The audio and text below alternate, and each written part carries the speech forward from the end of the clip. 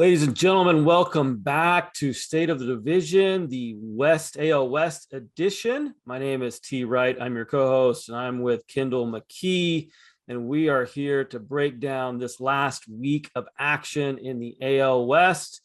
AL West gone wild, baby.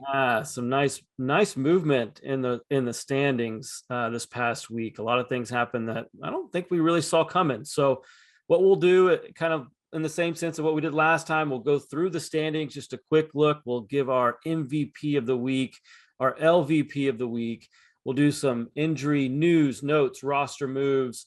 We'll give a few notes on each team, some power rankings, and then we're actually going to end with, again, our card that we are buying. So that's another thing that Kendall and I do with Cardboard Consultants. You can catch us over there on Just Baseball's YouTube site. That's another little side gig of ours, but let's get going. We're here to talk about the AL West, and we are going to start off by looking at the division standings.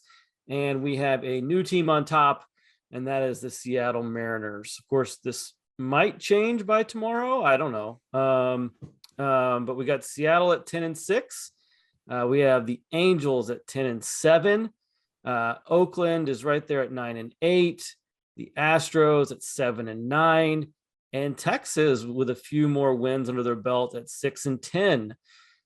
So over the last 10 games, I thought this would be also kind of something to talk about. Seattle's red hot, 8-2. The Angels 7-3. Oakland right there, just like their record, 5-5. Houston has come upon a little bit of a rough patch, 3-7 in the last 10. Texas, though, trending up, 4-6. I believe they were what were they? The first 10 games. They were abysmal. That's what it was. Abysmal. Yeah. So anyway, there's the standings for your AL West division. Seattle has surged ahead with a fantastic week this last week. And right there, Angels right behind them again, Oakland, Houston, the surprise of it all, I think, and Texas. Any quick thoughts on the standings before we move to MVP, LVP discussion? Well, I think it's nice to have the Mariners come back to life there. And I'm just going to go ahead. That's all I'm going to say about that. And before I get into my power rankings later, but what I do want to say is give the man a second. Coming in last week, giving the LVP to a man who not only was 6th in baseball in like total bags and stolen bases and several different things. Man, his average was higher than your guy Kyle Tucker, and you said LVP of the week. He's been in the league for 1 week. Yeah, I don't know.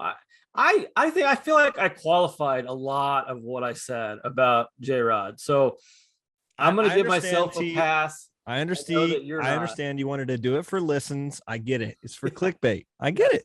Yeah, that's me, the clickbait artist. But man, Kyle Tucker, he's breaking my heart. But we're not going to talk about him today. So give us the LVP and the MVP and the LVP. I'm going to go with the MVP, and if you've been paying any attention at all, it's going to be Ty France. Absolutely. Ty France has been on a tear. And this past week, it did not stop. The guy hit 500. Okay. That's his slash line is 500, 552, 885. That's pretty good, right? A WRC plus of 329. This is this week. My gosh. His K rate's below 7%. He's hit 3 home runs. He drove in 10. He scored 7. This dude is on a heater. And they weren't little wall grazers either. I mean, these were ding dongs. So Ty France, he's running away, ran away with the MVP of the week by a long shot. But like his teammates are also of course, that's indicative of their record and how well they've done. But JP Crawford continues to perform. Eugenio Suarez is right there. Abraham Toro's kind of stepped up a little bit. You're seeing a lot of Mariners perform really, really well. So, and Haniger with the walk-off last night, and J-Rod in the past, week, I think he's, if I'm remembering correctly, hitting around 290. Yeah. There's just a ton of those guys when you're looking at the offensive statistics that are in the top 20 just to have done a phenomenal job. Kellenic, I'd love to see him kind of pick it up a little bit more. But the fact is that his teammates are performing at such a high level. Yeah, Some of his, he's got room to yeah, come on slowly. some of his poor performance is mitigated by that. So Ty France gets the MVP, no doubt, but you can't discount the rest of the team as well around him that are performing extremely high level. I'm also going to do a pitching MVP this time. Of course, that has to go to Shohei, I think, with his masterful performance last week, throwing 6 innings, striking out 12, giving up one hit, looked really dominant against Houston. Had a perfect game going, right? Until Jason Castro, of all people, broke up with his only hit of the season. The guy's 1 for 15, and he broke up off Showtime, baby. That's his perfect game. Hey, great players show up at big times. All right. This is heartbreaking, disgusting, really. So thank you, Jason Castro, for ruining a really special moment. If you're listening, which we know you are, because he is, that was just really disgraceful behavior. Next time, take one for the team, buddy. Hey, they probably would have pulled him with like 80 pitches, so it doesn't matter. Yeah, that's true. Least valuable player, I'm going to go with Mitch Garver. Oh, I knew that was had coming. like 4 at bats in every game this past week, I think, except for one. He had just like a single at bat, a pinch hit. Yeah. The guy is 2 for 26. His K rate's around 27%. His slash line is 0.08, 115, and like 0.80, 115, and 80. His WRC plus is negative 45. At first, I was getting defensive because I was like, T, you don't have to prove it to me. I watch every game, okay? And then I was like, oh, yeah, we're doing this for the listeners. I get it. He has been miserable this past week. And Jonah Heim, though, look out, Garver. I'm not saying your position's in jeopardy, but he is playing well. Jordan Alvarez is another guy that hasn't been great. So maybe he, when you look at his offensive numbers, he's had a rough week as well. But Mitch Garver takes the LVP. And for the pitching LVP, I'm just going to give it to the Astros staff and their performance this past week. Yeah.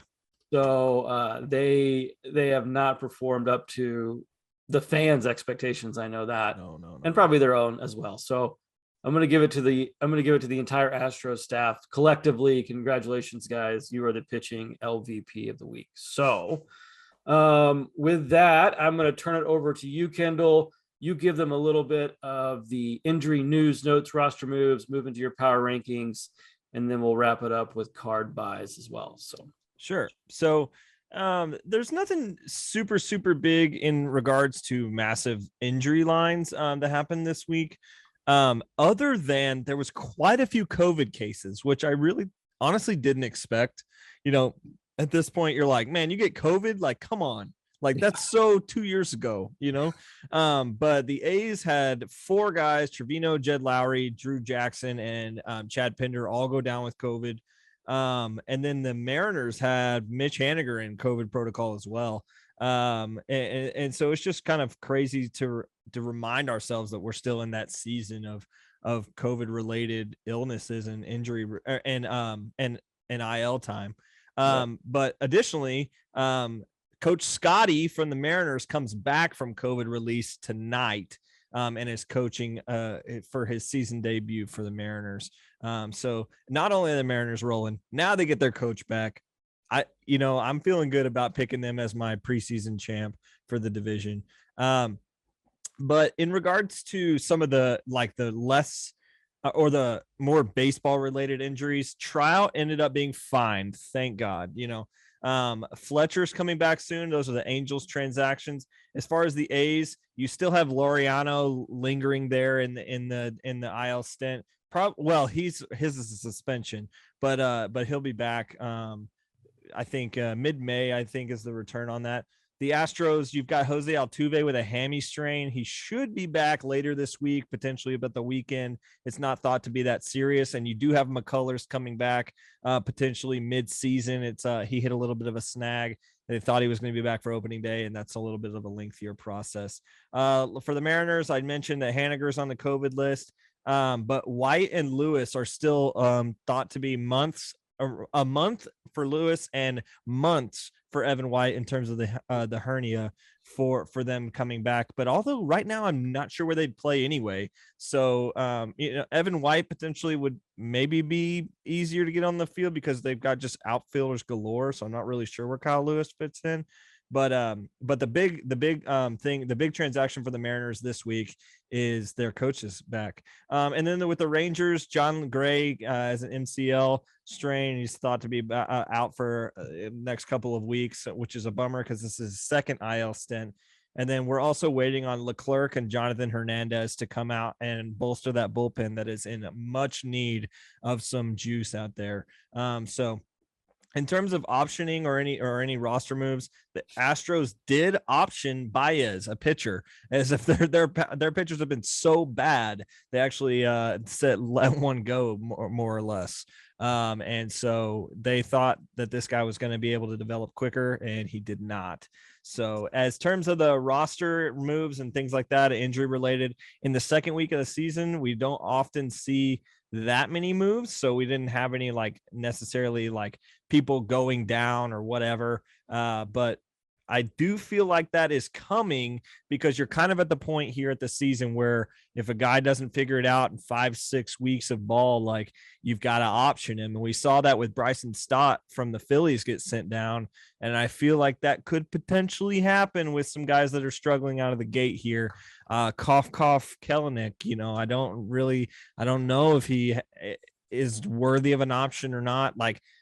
I wouldn't option him personally. I'd kind of let him figure it out, but I could see the Mariners kind of doing something like that potentially with him.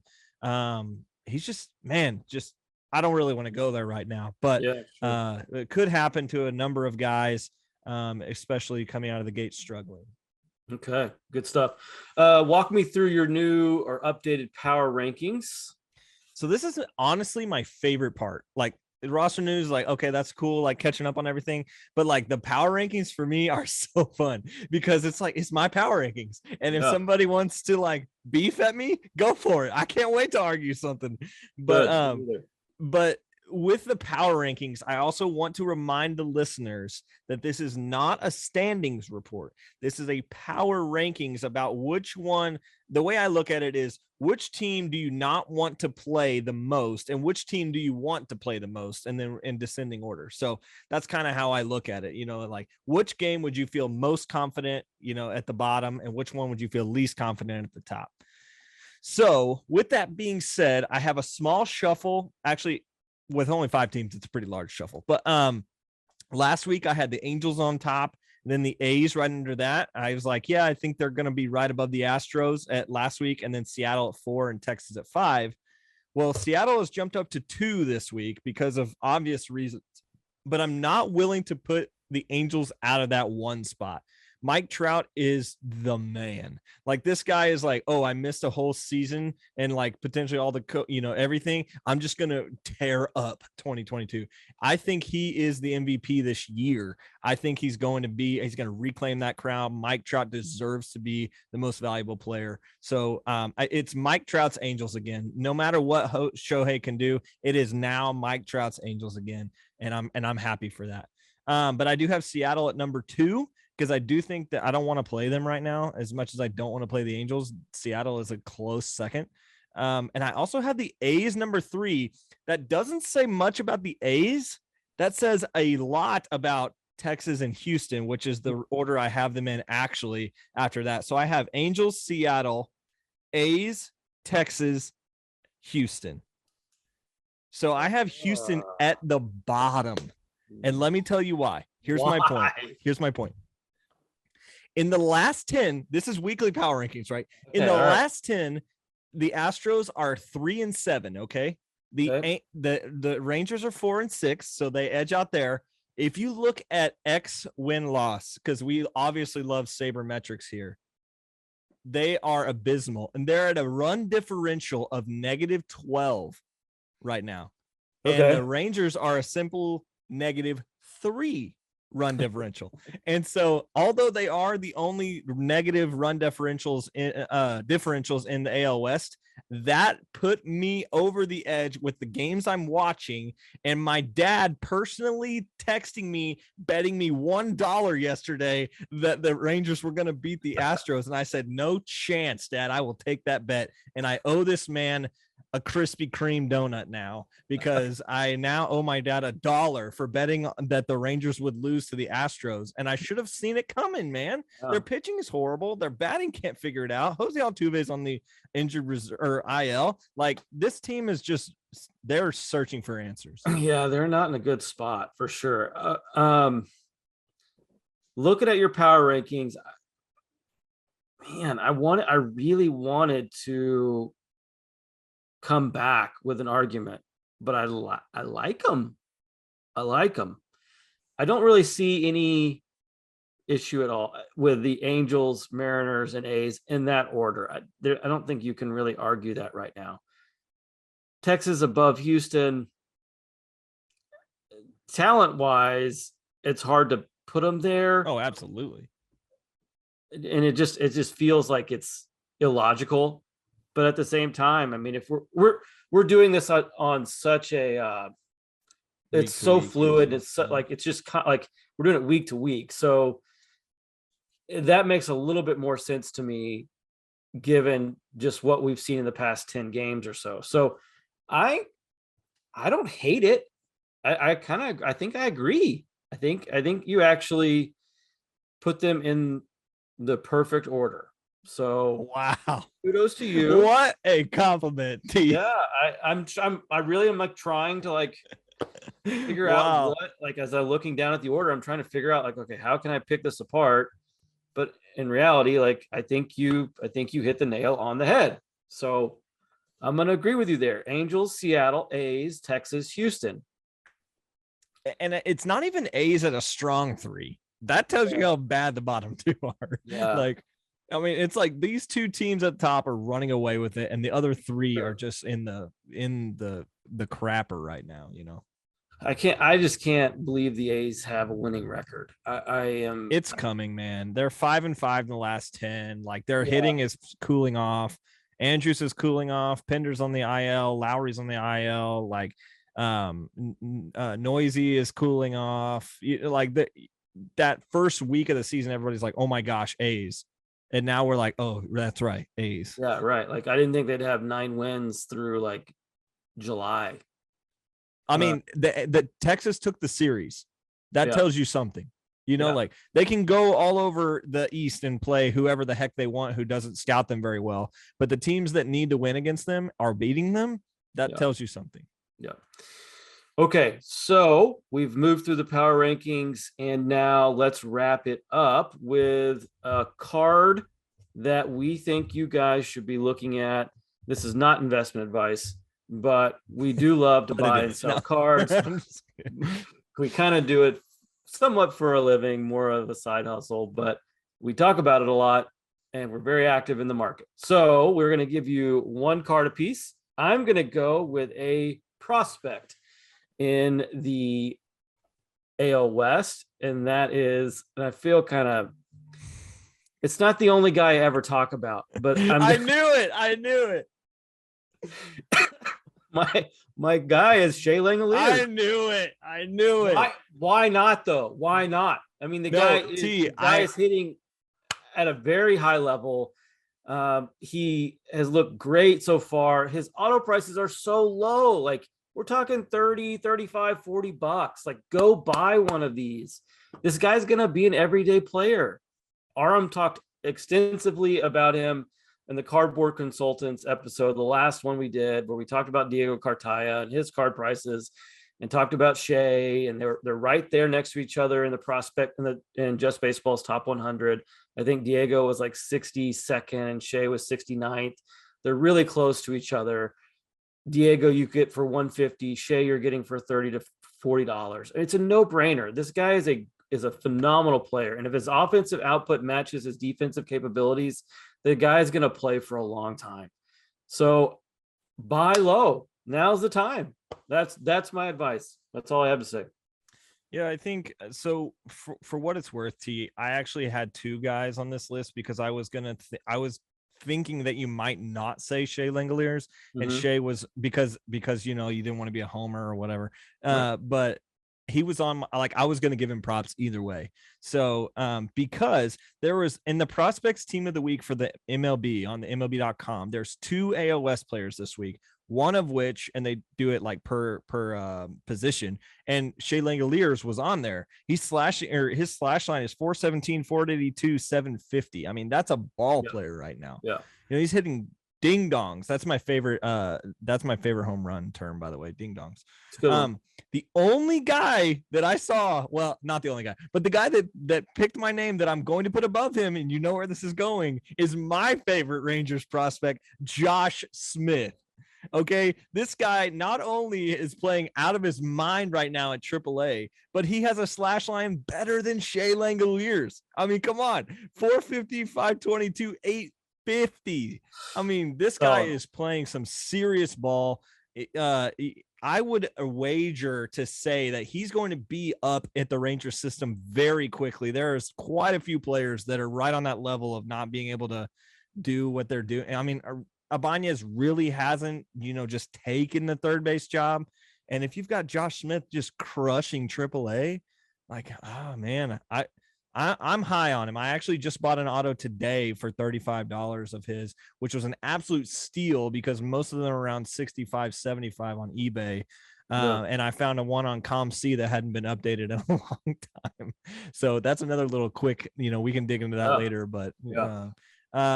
so I was going to say Shane Langoliers and Josh Smith because they both made the prospect team of the week this week. And they are both ALS players. I thought that was pretty cool. There you go. Josh Smith, Shea Langoliers, your two not investment advice players to track Not down, gambling advice.